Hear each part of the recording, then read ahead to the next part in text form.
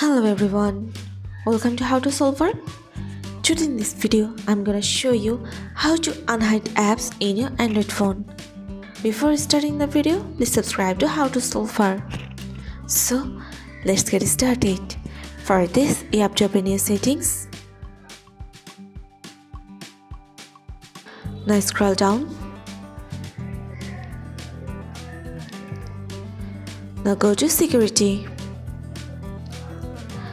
Scroll down, press on privacy and app encryption. Enter your password. Press on app hiding.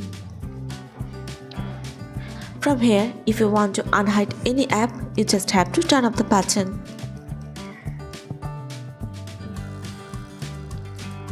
That's it. So this is how to unhide app in your Android phone. So guys, that's it. You can do this. I think this video is very helpful to you. If it was, then give a thumbs up and hit the subscribe button. And thanks for watching.